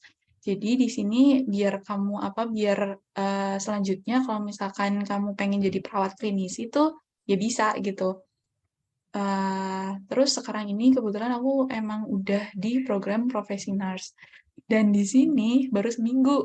Jadi aku baru masuk minggu kemarin. Dan untuk seminggu kemarin tuh jujur itu merupakan momen aku sadar, wah ini ternyata aku klop ya di sini gitu. Waktu kemarin tuh waktu S1 itu aku bingung, masih kayak ragu-ragu gitu loh, selama 3,5 tahun. Dan untuk yang sekarang ini walaupun selama seminggu, itu kayak bener-bener sadar gitu, wah ini bener-bener aku nih gitu. sebenarnya dari awal kayak dari orang tua aku tuh udah bilang, "Kamu emang cocok kok jadi perawat, kamu cocok jadi perawat," gitu. Teman-temanku juga kebanyakan ngomong kayak gitu. Tapi aku kayak ragu-ragu gitu loh. Dan setelah seminggu kemarin, setelah aku ketemu dengan pasien, setelah aku banyak ngobrol dengan mereka, setelah aku apa ya, kayak jadi perawat kan kayak memenuhi kebutuhan dari pasien sendiri gitu ya. Terus di situ juga caring kamu diuji, kesabaran kamu diuji. Terus apa, kayak, apa ya, pokoknya memberikan yang terbaik untuk pasien kelolaanmu gitu. Dan di situ tuh kayak, apa, rasa-rasanya tuh seneng, cuma senengnya tuh waktu kemarin mungkin aku belum terlalu beradaptasi ya. Jadi capek, kayak kemarin kan aku kan kayak rebahan, terus kayak nggak ngapa-ngapain gitu. Terus selama seminggu kemarin tuh emang hektik banget dan banyak banget yang harus dilakuin. Mungkin nggak senangnya tuh karena capek dan apa ya, pegel-pegel jadinya kalau misalkan malam-malam tuh pegel banget seluruh sekujur tubuh gitu. Tapi waktu aku ketemu sama pasien tuh rasa-rasanya tuh seneng gitu, kayak jadi bahagia tapi bahagia yang apa ya, yang beda gitu. Bukan bahagia kayak kamu tamasya ke pantai atau ke teman bermain gitu, bukannya kayak gitu, tapi bahagianya yang lain gitu. Jadi di stase profesi ini sih aku menemukan itu. Oh, oke. Ya ampun, jujur dengernya cukup terharu ya, kayak, sangat menyentuh hati gitu. Berarti baru kemarin-kemarin ya sebenarnya? Ya kayak gitu beda-beda ya pasti buat kita semua, ada yang ngerasain baru setelah tahun, setelah 3 tahun gitu bahkan. Oke, thank you banget Kori buat ceritanya. Sekarang kalau Anesya sendiri gimana ceritanya, Nes? Hmm, hmm, disclaimer dulu, disclaimer lagi. Jadi teman-teman, kita pasti kan punya jurusan yang kita pengen banget dilamakan. Yang mana kalau aku di HUGM ini emang aku udah pengen banget dari SMP gitu bahkan. Walaupun sempat terdistraksi, ujung-ujungnya di sini gitu. Ujung-ujungnya aku berusaha kerasnya untuk di tempatku yang sekarang. Walaupun kita pengen banget nih masuk sini, itu tuh ketika masuk, pasti ada aja yang bikin kita ngerasa kok nggak sesuai ekspektasi ya, kayak gitu. Itu pasti ada. Walaupun sepengen itu gitu HIGM, itu pasti ada beberapa momen, beberapa matkul, beberapa semester yang mana aku tuh mempertanyakan, kok HI kayak gini ya, kayak gitu. Emang kayak gini kah gitu atau aku yang aneh gitu enggak, tapi itu normal gitu karena ketika kita SMA kan kita cuma dengar dari orang gitu loh, kita nggak ngerasain langsung dan kita belum tahu kita tuh sukanya di mana kayak gitu, kita tuh apa yang bikin kita senang di jurusan yang kita pengen gitu. Jadi buat aku, menurutku aku ngerasa aku nggak salah jurusan adalah ketika aku mulai masuk di semester tua sih, jujur karena kayak waktu waktu maba itu semangat-semangatnya, tapi kayak belum buka mata gitu, kayak masih cinta buta, kayak, aku di HIUGM gitu. Terus waktu semester 3 tuh udah mulai kayak, apa nih, kok ilmunya gini-gini doang ya, gitu, gini-gini doang dalam arti kayak, kalau misalnya jurusan-jurusan lain tuh kan belajar hard skill ya teman-teman, kayak misalnya, kalau misalnya di teknik kan kayak ada tools yang nantinya bisa dilatih gitu, ada sesuatu yang praktikal gitu, sementara di HI kadang tuh aku ngerasa, bikin paper doang gitu, jadi, ada lah fase-fase ngerasa kayak, ini am I doing the right thing gitu, apakah aku melakukan hal yang benar gitu. Tapi ketika aku masuk di semester 5 gitu khususnya kemarin, itu kan udah spesifik banget ya dan aku udah tahu minatku tuh di mana, udah mulai ancang-ancang nulis skripsi juga gitu. Jadi proses itu tuh yang akhirnya membuat aku paham bahwa ya emang ini bidang yang aku sukai gitu. Dan walaupun aku um, di luar akademik gitu. Mungkin aku di organisasi yang nggak terlalu relate sama HI, tapi ya itu nggak ngaruh gitu. Aku tetap senang dengan apa yang aku pelajari di HI dan kayak mungkin ada orang yang kayak skeptik dengan apa sih misalnya orang yang bekerjanya tuh nggak sesuai sama bidang kuliahnya. Tapi menurutku itu sama sekali nggak masalah gitu, karena kayak beda gitu loh. Apa yang kita sukai di kuliahan sama apa yang kita pengen buat kerja itu boleh beda gitu dan itu nggak apa-apa. Oke mungkin ini kejauhan ya buat calon maba, tapi intinya adalah selama kalian yakin kalian pengen jurusan itu dan kalian punya alasan yang kuat, go for it gitu. rasa ragu tuh pasti nanti ada, rasa-rasa salah jurusan tuh pasti ada. Tapi kalau misal teman-teman punya alasan yang kuat, itu tuh pada akhirnya rasa ragu itu akan teman-teman jawab sendiri gitu loh. Pengalaman teman-teman yang akan pada akhirnya membuat teman-teman sadar bahwa oh ya emang aku di sini deserve gitu dan aku bisa untuk survive kayak gitu. Wah, oke, thank you banget Anesya. Berarti kayak ya yang namanya perasaan salah jurusan tuh ada gitu ya, kadang-kadang ragu gitu, terus kayak takut kok tiba-tiba aku kayak gini, nggak seseneng dulu gitu, dan itu normal ya teman-teman. Cuman harus bisa memisahkan nggak sih berarti kayak, oh ketika kamu berada salah jurusan kira-kira kayak gimana, dan kayak mungkin yang cuman temporary aja perasaannya juga yang kayak gimana harus tahu gitu kita. Sorry, boleh nambahin dikit lagi Apa? nggak? Boleh boleh boleh. Oke, ini mumpung jadi FYI ya teman-teman, dulu aku kan sempat kuliah di Unpad. Nah, gimana caranya aku tahu bahwa aku di Unpad salah jurusan gitu ya? Karena dulu aku di Unpad kuliahnya itu ilmu administrasi publik, yang mana aku belajarnya itu ya kayak penyusunan kebijakan buat kayak DPR gitu-gitu loh. Jadi undang-undang dan lain-lain gitu. Aku sadar aku salah jurusan ketika bahkan ketika aku di kelas belajar itu, tapi ketika aku pulang, ternyata aku lebih tertarik buat baca jurnal tentang SDG di Maroko gitu misalnya, atau di mana gitu, yang mana berarti kayak, oh kok ternyata aku secara tidak sadar aku tetap nyarinya tuh hal-hal yang berhubungan sama HI gitu ya. Dan di situ aku akhirnya memutuskan untuk, oke aku harus SBM lagi tahun depan, aku harus ngejar HI UGM gitu sih. Wah oke, dan itu keputusan yang berani banget ya, kayak maksudnya aduh ngulang lagi tuh nggak mudah gitu buat semuanya gitu pastinya. Oke, thank you banget Indonesia itu mungkin bisa buat pertimbangan teman-teman gitu buat melihat situasinya. Oke, kalau dari Uvi sendiri gimana, Vi? Mungkin ada yang bisa dibagikan nih terkait hal ini gitu. Silakan.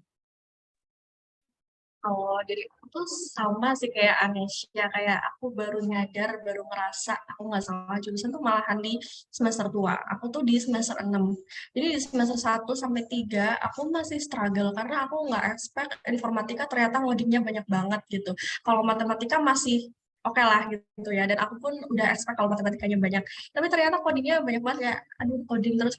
Dan dulu tuh codingnya masih yang konsep gitu. Jadi misalkan kayak soalnya disuruh bikin misalkan rumus segitiga tapi pakai coding gitu ya.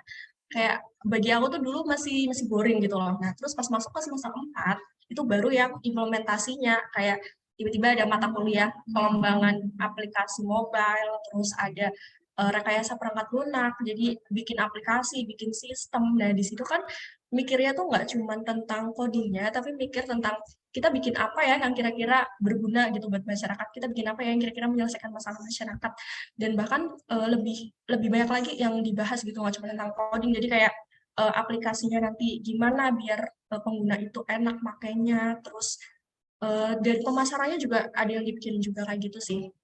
Itu di semester 4 ya, itu aku udah mulai yang berarti ini aku nggak salah jurusan nih, karena di semester ini aku udah mulai enjoy sama mata kuliahnya gitu. Terus abis itu, jadi dari semester 4 itu aku udah mulai overthinking, karena kalau di teknik itu magang itu wajib ya, jadi kita wajib magang dan emang ada SKS-nya gitu. Nah, aku udah mulai overthinking, ntar aku magang apaan ya, ntar aku nawarin skill apa buat perusahaan, emang ada company yang mau nerima aku nih, aku emang bisa apa gitu. Itu dulu aku beneran overthinking banget, takut banget. Nah, terus untungnya di semester 4 itu, yang mulai ada mata kuliah yang lebih lebih nyata lah ya bagi aku, itu aku udah mulai ngerti, karena di situ sempat aku ngedesain aplikasi gitu, terus ternyata itu tuh memang ada bidangnya sendiri di IT gitu. Nah, aku udah mulai ngerti ternyata aku enjoy di situ gitu. Terus di semester 5 lanjut lagi ada mata kuliah yang ngebahas lebih detail tentang hal yang aku enjoy tersebut. Nah, aku makin seneng dong, kayak ternyata ke-enjoy-anku ini didukung juga sama informatika yang UNS gitu, ada matkulnya gitu. Terus akhirnya aku mulai memutuskan ntar magangnya pengen posisi ini. Terus pas itu kan ada kampus Merdeka ya, itu aku semester 6 kayaknya batch 2. Terus aku lihat banyak perusahaan yang buka posisi itu juga. Akhirnya aku apply, terus setelah bikin portofolio dan lain-lain, diterima gitu. Dan itu aku senang banget, kayak hal yang aku dulu takutin ternyata gak sesusah itu gitu untuk melewatinya gitu. Terus pas magang juga sama sih, masih merasa enjoy banget gitu di tim. Dan ternyata kan aku tuh ngerasa gampang ya di bidang ini dan aku menikmati banget gitu. Ternyata orang lain kayak mentorku dan perusahaanku itu juga kayak memvalidasi perasaanku itu loh. Jadi kayak mentorku tuh bilang di situ kan ada 3 anak magang ya yang sama-sama UI UX dan mentorku bilang kayak ini bukan kayak yang sombong ya, tapi kayak lagi membagikan aja gitu. Apa yang dulu aku nggak bakal expect loh bakal terjadi kayak gini gitu. Dulu mentorku bilang kayak hasil kerjaku tuh yang paling bagus gitu di antara yang lain dan makanya juga aku dikasih proyeknya paling banyak di antara anak UI UX yang lain gitu. Mungkin itu sih. Terus kalau misalkan dulu aku mikirnya itu aku salah jurusan karena aku ngerasa makulnya susah ya. Kayaknya itu kurang tepat ya, karena kalau misalkan kita kuliah di mana aja pasti tetap ada titik yang kita ngerasa susah gitu. Sebenarnya kita belum nemu aja sih bidang yang kita suka gitu sih. Wah, oke. Makasih Ufi. Aduh, sangat menginspirasi karena tadi kayak, iya ya, yang namanya takut gitu. Padahal kita ternyata bisa gitu ya, Ufi. Kayak, oke, keren banget sih cerita magangnya. Alhamdulillah gitu ya. Ketakutan-ketakutan yang ada tuh hempas gitu semuanya. Oke, mungkin ini pertanyaan terakhir ya teman-teman. Tadi sebenarnya kita udah sama-sama nyerempet-nyerempet ya tentang matkul ini, matkul itu gitu. Cuman mungkin kayak teman-teman yang belum kuliah atau mungkin yang kayak masih penasaran-penasaran tuh sebenarnya pengen tahu apa aja sih yang emang bener-bener kita pelajarin gitu di jurusan masing-masing, di jurusan UFI, di jurusan Korea sama jurusan Indonesia. Mungkin bisa kayak dijelaskan secara lebih spesifik sedikit gitu kayak oh belajarnya ini berarti supaya teman-teman bisa siap-siap ancang-ancang gitu apa yang untuk dipelajari. Mungkin bisa dimulai dari Kori dulu gimana? Oh, atau Anesha dulu mungkin ya. Silakan Anesha gimana? Oke, jadi kayak garis besar apa yang dipelajari di HIGM gitu ya. Oke, mungkin aku mau sambil share screen juga untuk ini ya, biar lebih gampang kelompokinnya. Jadi HIUGM itu kan ilmu hubungan internasional gitu ya. Secara umum di Indonesia, di universitas manapun itu, jurusan HI itu basically mempelajari tentang kayak kehidupan politik, sosial, budaya, yang lingkupnya itu antar negara. Itu simpelnya kayak gitu definisinya. Nah, di tiap universitas itu biasanya beda-beda gitu fokus HI-nya, ada yang lebih condong ke politiknya, ada yang lebih condong ke budayanya, ke bahasanya, kayak gitu. Kalau setahu aku ya di UI, itu mereka lebih fokus ke budayanya gitu. Kalau di HUGM, emang lebih fokus ke politiknya, social politiknya. Nah, di HUGM sendiri itu ada 3 konsentrasi, teman-teman. Yang pertama itu namanya GPS, Global Politics and Security. Nantinya tuh teman-teman kayak milih gitu loh, mau konsentrasi mana gitu. Kalau yang GPS ini nih belajarnya tuh kayak politik banget gitu, yang kayak aku pakai contoh invasi Rusia Ukraina ya. Kalau GPS ini dia belajarin strategi apa nih yang dipakai sama Rusia gitu, taktik melawannya seperti apa ya gitu. Proses negosiasinya itu gimana ya, senjata yang dipakai tuh apa ya, itu tuh dibelajarinya sama GPS gitu. Jadi yang mata kuliahnya tuh yang fokusnya tuh ke yang politik tingkat tinggi gitu lah istilahnya ya. Nah, kalau yang kedua, yang International Politics and Economic Development, ini dia mengaitkan gitu ya, tentu saja ekonomi politik dengan hal-hal yang terjadi di lingkup internasional. Contohnya, ketika Rusia menginvasi Ukraina, itu nanti dampaknya gimana ya ke perputaran impor barang gitu. Karena kan pastinya tadinya misalnya hubungannya Rusia sama Afrika, misal tadinya baik-baik aja. Tapi gara-gara invasi Ukraina kan si Afrikanya misalnya nggak mau memasok gandum ke Ukraina. Nah, itu kita belajar di sini terus kayak dampaknya apa nih ke perekonomian negara-negara yang ada di sekitar Ukraina kayak gitu. Terus kalau di PCS ini kalau teman-teman tahu istilah SJW ya, Social Justice Worker, inilah rumahnya para SJW gitu. Di PCS itu kan dia Peace and Conflict Studies, jadi dia belajar perdamaian begitu, perdamaian dan konflik.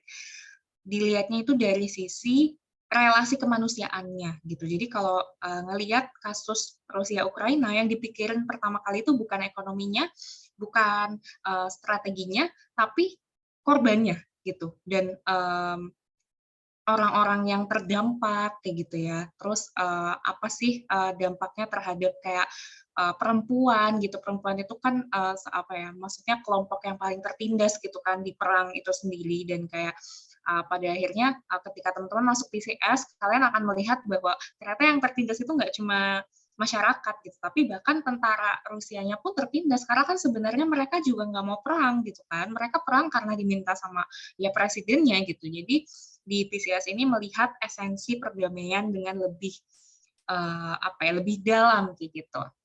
Nantinya teman-teman boleh milih gitu mau fokusnya ke konsentrasi apa gitu. Kalau aku pribadi, aku tertariknya ke yang nomor 2, yang IPED. Yang pertama mungkin karena walaupun aku di SMA nggak ngambil ekonomi karena aku dari IPA ya, tapi aku tuh merasa karir aku juga akan lebih ditunjang dengan konsentrasi yang nomor 2 ini ya, karena juga belajar mikroekonomi juga gitu dan lain-lain yang mana itu lebih praktikal gitu ya. Kalau hatiku sih sebenarnya pengen jadi SJW gitu, cuma kayaknya saya butuh duit gitu sih. Jadi minat aja mau yang mana. Dan kalaupun misal udah milih satu tuh bukan berarti nggak bisa belajar yang lain gitu. Cuma lebih fokus yang mana aja gitu. Pada akhirnya akan belajar semuanya kok, GPS, IPD, PCS semuanya akan dipelajari. Cuma pasti ada porsi mata kuliah yang lebih banyak di konsentrasi yang teman-teman pilih kayak gitu. Oke, sangat rinci sekali Anesha, thank you banget ya. Udah jelasin nih ke teman-teman tadi di HI kira-kira akan belajar apa aja. Oke, kalau dari Uvi sendiri gimana Uvi? Kalau di TI UNS gitu ya khususnya. Kalau di informatika kita belajarnya bisa aku bagi jadi 3 ya. Yang pertama itu tentang matematika itu sendiri, terus habis itu tentang konsep implementasinya, jadi baru sampai konsepnya, dan yang ketiga itu implementasinya yang beneran gitu. Kalau di analisis matematikanya, kita belajarnya mungkin beberapa matkulnya pernah dengar juga di SMA kayak kalkulus, aljabar, matematika diskrit, kayak gitu tuh masih ada sampai semester 3-an masih ada. Terus kalau untuk konsep implementasinya kita belajarnya kayak tentang data, tentang konsep programming, terus tentang algoritma. Jadi misalkan kita mau bikin sesuatu itu caranya bisa banyak gitu, nggak cuman ada satu cara gitu. Nah, gimana cara berpikir kita gitulah. Intinya kayak gitu. Terus baru di semester 4 dan selanjutnya itu lebih ke implementasi yang tadi menurut aku lebih nyata bentuknya ya, kayak develop website, aplikasi HP, terus kayak perangkat lunak, mungkin teman-teman udah pernah dengar juga ya, nggak terlalu asing gitu. Nah, kalau di informatika UNS sendiri, itu ada beberapa konsentrasi. Yang pertama ada konsentrasi tentang data. Nah, ini untuk teman-teman yang pengen nantinya itu mungkin jadi data science gitu ya, intinya dia yang berkutatnya di data gitu. Yang kedua itu tentang jaringan. Nah, kalau jaringan ini lebih ke hardware komputer, terus Internet of Things, kalau teman-teman pernah dengar itu. Terus yang ketiga itu ada kecerdasan buatan. Kalau kecerdasan buatan ini tuh intinya ngebikin biar komputer ini bisa menghasilkan sesuatu berdasarkan apa yang udah dia pelajari dari inputan manusia gitu. Intinya kayak gitu. Ada tentang itu. Terus, kalau yang artificial, udah deh, itu aja kayaknya. Itu aja kalau di informatika UNS. Oh, oke, menarik banget sih matkul-matkulnya. Apalagi sekarang lagi populer banget ya yang AI kayak gitu-gitu yang kita chat terus nanti mereka kasih jawabannya gitu-gitu. Ya Iya, sangat-sangat chatbot. menarik. Iya. Oke, thank you Uvi. Nah kalau dari Kori sendiri gimana Kori? Oke, jadi di keperawatan itu peminatannya ada beberapa. Yang pertama itu ada keperawatan medikal bedah. Jadi di situ lebih ke penyakit-penyakit dalam ya. Kayak terus di situ tuh difokusinya kayak misal ke ICU, nanti jadi perawat di ICU, ICCU, terus ya pokoknya di intensive care kayak gitu. Terus selanjutnya ada perawatan emergency, kayak misal di unit IGD atau UGD gitu ya. Terus selanjutnya ada keperawatan jiwa dan komunitas. Ini lebih ke apa ya, jadi kayak ke masyarakat sih kalau misalkan komunitas tuh. Terus juga di situ ada fokus ke geriatri juga, jadi kayak lansia, keperawatan lansia. Di komunitas itu maksudnya kayak misal jadi penyuluh di apa ya, di puskesmas, terus di situ kayak ngatasin masalah-masalah yang ada di masyarakat, terus di posyandu-posyandu kayak gitu. Nah, terus ada keperawatan anak dan maternitas. Itu tentang ya anak ya, perawatan anak, tentang masalah-masalah anak. Soalnya di sini kayak fokus anak itu kan beda sama dewasa ya. Untuk anak sendiri kayak pengukuran-pengukuran yang dibutuhkan itu beda. Pokoknya banyak lah, pokoknya kalau misalkan bahas perawatan anak tuh. Terus yang maternitas itu tentang kayak kebutuhan untuk pemenuhan ibu hamil. Ibu hamil, dan maternitas, sampai ibunya melahirkan. Terus di situ juga ada kayak apa ya kayak perawatan untuk anak yang baru lahir, maaf bayi yang baru lahir. Terus selanjutnya ada perawatan jiwa. Perawatan jiwa tadi ya yang berkomunitas itu perawatan jiwa pastinya ya kayak ya masalah-masalah gangguan-gangguan mental pasien dengan gangguan mental gitu. Ya itu 4 fokus besar dari keperawatan dan itu tuh menyeluruh 3,5 tahun kalian bakal belajar itu urut-urutan. Jadi di situ emang apa ya kayak kesempatan untuk teman-teman pengen fokus ke keperawatan bidang keperawatan apa sih terus di yang di profesi ini juga bakalan ganti-ganti. Jadi kayak di awal ini kayak ada keperawatan dasar. Jadi pokoknya di sini nyediain apa ya kayak memfasilitasi teman-teman buat mikir aku tuh pengen keperawatan apa ya aku pengen di bidang apa ya gitu jadi 2 kali mikir gitu ya di S1 teorinya kemudian profesi keterampilannya gitu. Wah, oke oke, Kori. Berarti kayak seluas itu ya ternyata kalau keperawatan ini sendiri aku jujur baru tahu juga nih. Dan ini pasti bakal bisa jadi info baru nih buat teman-teman yang lain gitu. Oke, terima kasih jawabannya buat Kori, Anesha, dan juga Ufi. Ini tadi barusan pertanyaan terakhir loh teman-teman. Yeay. Yeay, oke. Sebenarnya mungkin kayak teman-teman yang menonton ini pasti bakal ada pertanyaan-pertanyaan lain ya. Mungkin kayak nanti kita akan drop sosial medianya teman-teman kalau misalkan berkenan mungkin di Instagram Aksi ketika ditayangin gitu. Supaya teman-teman yang nonton juga kayak mungkin ada pertanyaan ke Mbak Anes kayak, ih penasaran deh tadi yang peminat-peminatannya HI gitu. Atau mungkin ke Kori tentang kayak oh ternyata keperawatan kayak gini, terus pengen tahu lebih lanjut dan mungkin ke Ufi gitu, pengen tanya-tanya nih tentang UNS gitu misalnya, mungkin bisa gitu ya kalau teman-teman berkenan nantinya kayak gitu.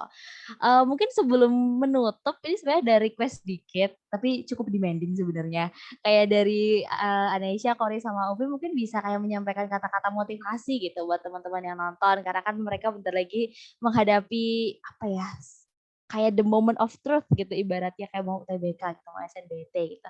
Dan lagi deg-degan banget nih karena lagi nungguin pengumuman SNPP, terus kayak udah H-60 gitu. Mungkin ada yang bisa disampaikan gitu buat teman-teman untuk menyemangati. Mungkin dari Ufi dulu, gimana Ufi? Dari aku dulu ya, oke. Sebenarnya kalau misalkan tentang deg-degan pengumuman hasil kayak gini, kayaknya aku kurang relate ya. Soalnya aku dulu pakai SNMPTN dan dulu aku udah yakin banget ini mah pasti dapet, ini mah pasti lolos. Jadi aku nggak ngerasain kayak, aduh dapet nggak ya gitu. Tapi kalau dari aku pengen ngasih motivasi sih kalau misalkan nanti kalian udah masuk kuliah dan terus ternyata walaupun kalian udah research segala macem, terus kalian nemu dan ini tuh bukan sesuatu yang aku pengenin, itu nggak apa-apa tenang aja itu bukan akhir dari dunia gitu ya. Kuliah itu kan cuma 4 tahun gitu ya, itu cuma 4/berapa dari umur kalian hidup gitu dan kuliah bukan banget kayak penentu masa depan kalian. Aduh ini aku nggak bisa di kuliah ini gimana nih gitu karena di zaman sekarang juga kalau misalkan kita pengen belajar atau pengen belajar sesuatu yang di luar kuliah kita itu zaman sekarang udah terbuka banget gitu, udah possible banget kalian bisa cari kesempatan itu gitu. Jadi just in case nanti di perkuliahan ngerasa berat banget atau pengen belajar yang lain itu it's okay banget nggak apa-apa gitu. Tapi tetap sih kewajiban yang nomor satu itu kuliah ya karena itu juga udah pilihan kalian pas awal gitu ya, udah gede juga bertanggung jawab sama pilihan kalian. Mungkin itu aja sih. Oke, thank you Ufi. Kalau dari Anesha gimana Anesha?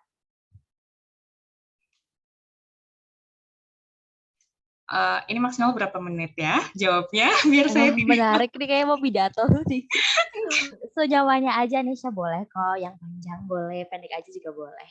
Oke, mungkin seperti yang teman-teman tahu ya, kayak mungkin pekerjaan perjalananku sampai di titik ini kan cukup belibet gitu ya, dan mungkin aku pengen ngasih tahu gimana sih rasanya nggak keterima gitu ya, nggak keterima terus berusaha lagi terus sampai keterima rasanya tuh kayak gimana dan gimana cara aku laluinya gitu. Mungkin sambil aku kasih kayak beberapa visual gitu ya. Jadi pada tahun 2019 itu kan aku ditolak SNMPTN, aku eligible nih buat SNMPTN, tapi aku nekat ambil HIUGM gitu, yang mana itu udah dari IPA, linjur, tolak lah gitu.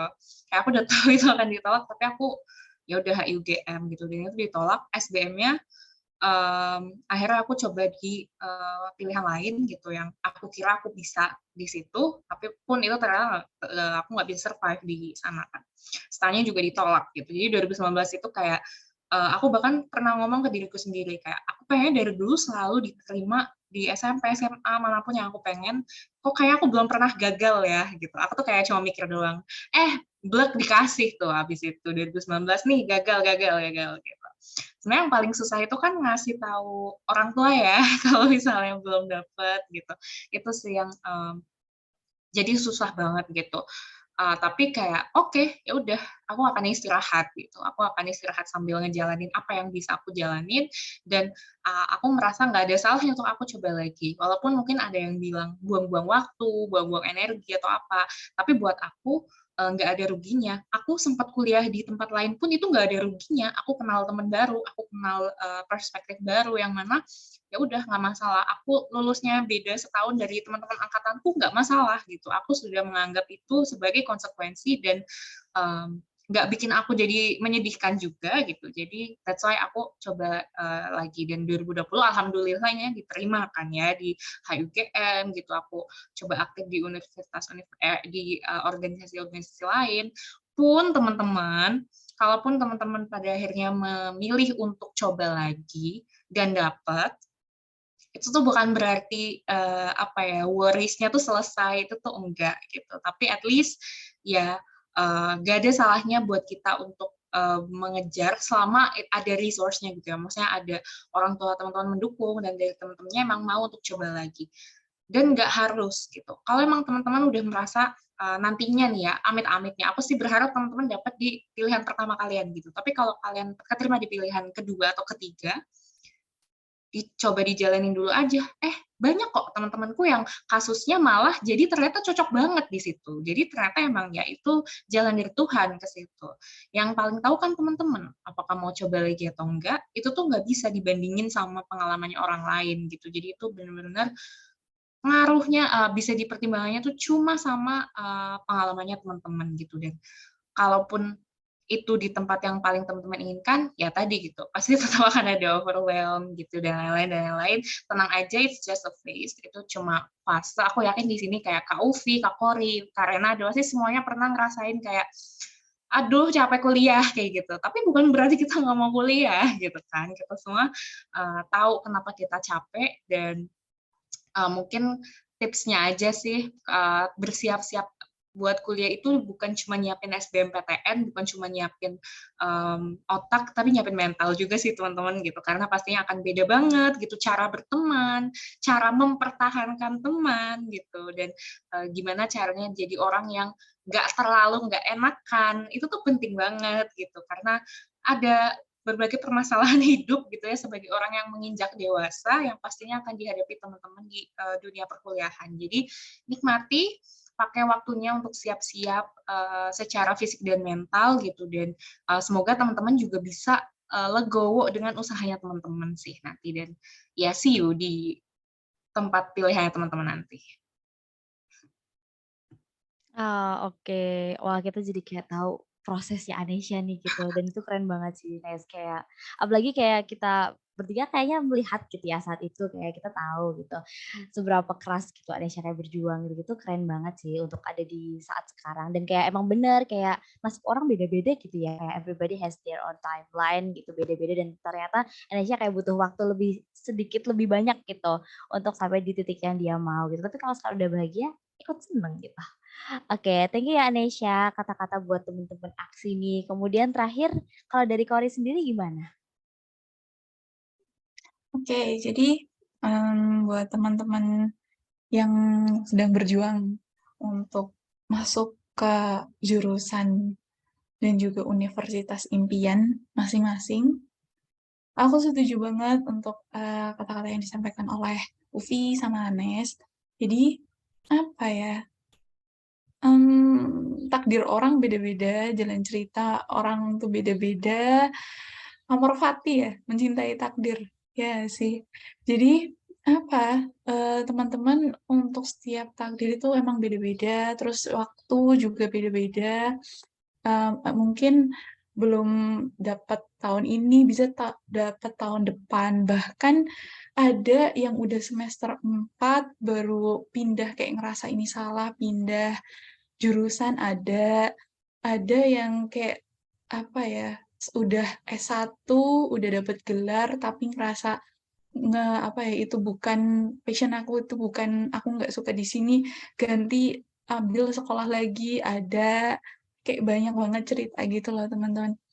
Dan yang benar benar yang dikatain tadi kayak dapat S1 terus walaupun kamu nantinya bisa aja kamu tuh kerja nggak sesuai sama yang misal aku nih kayak keperawatan bisa aja nanti aku kerja di bisnis atau di apa bisa jadi gitu. Jadi untuk S1 ini jangan jangan terlalu dipikir yang wah ini benar-benar menentukan nasib aku ke depannya nih gitu. Jangan diambil berat kayak jangan terlalu dipikir sampai kamu stres gitu. Jangan kayak gitu. Mungkin tapi aku bisa relate sih untuk teman-teman yang sekarang masih SMA dan masih perjuangan itu pasti belum sampai kepikiran yang kayak gini gitu. Pasti masih, ini tuh masih apa ya, menentukan aku tuh ke depannya gimana, kalau misalkan aku nggak dapet ini tuh aku bakalan kayak gini. Aku relate karena aku pernah merasakan di titik itu gitu. Tapi, setidaknya di sini tuh apa ya, kayak aku berusaha untuk teman-teman nantinya, apa ya, ada gambaran nantinya ada titik ini juga kok di titik, teman-teman yang ada di sini kayak Rere, Ufi, sama Anes, kayak di titik di mana, "Wah, ini tuh nggak apa-apa," gitu loh. Kalau udah di titik ini tuh rasanya kayak gini loh, gitu. Jadi seenggaknya ada gambaran itu buat teman-teman sekarang yang masih SMA, kayak gitu. Wah, oke, Kori. Iya sih, sangat-sangat bener. Kalau misalkan yang belum mengalami mungkin kayak belum kepikiran gitu ya, kayak mikirnya kayak, aduh kalau aku gak keterima di kampus impian, selesai di hidupku gitu ibaratnya gitu. Padahal kalaupun kita udah sampai di kampus impian pun kayak masih banyak banget tanggung jawab yang harus kita lakuin gitu. Ya yang penting sewajarnya aja ya ketika kita harus belajar ya belajar, ketika kita capek ya istirahat gitu aja. Gitu. Oke, thank you banget Anesha, Ufi, dan Kori buat jawabannya. Ini tadi kita udah sampai ke akhir-akhir gitu ya. Jadi sekarang mungkin kita akhiri gitu ya teman-teman. Tadi personally aku sangat seneng sih akhirnya ngobrol-ngobrol lagi nih sama Anesha, sama Ufi, sama Kori juga bertukar pendapat dan sebagainya. Aku mewakili aksi juga sangat berterima kasih buat waktunya, buat kesempatannya, buat kayak meluangkan waktu sih yang paling penting dan kayak mau berbagi cerita gitu. Ini kan pasti cerita yang personal juga ya, banyak yang personal tapi bersedia buat dibagikan. Sekali lagi terima kasih Kori, Ufi dan juga Anesha yang sangat keren, kayak selalu menginspirasi. Semoga anak-anak yang nonton juga terinspirasi nih terus kayak wah aku pengen kayak Mbak Anesha, aku pengen kayak Mbak Kori, aku pengen kayak Mbak Ufi gitu. Pasti mereka bakal pikir kayak gitu. Gitu, mungkin ini ya teman-teman penutupnya untuk hari ini. Aku Rere sebagai moderator pada hari ini berterima kasih sekali lagi. Kemudian mohon maaf untuk salah kata, salah perbuatan yang kurang berkenan gitu di hati teman-teman. Untuk yang nonton juga semoga teman-teman mendapatkan banyak pengetahuan atau perspektif baru dari ketiga kakak-kakak yang keren ini gitu.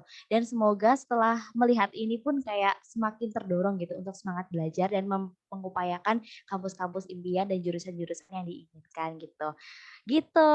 Kayak gini udah selesai ya teman-teman. Jadi kita akhiri di sini. Terima kasih teman-teman. Selamat siang. Wassalamualaikum warahmatullahi wabarakatuh. Yeay. Dadah.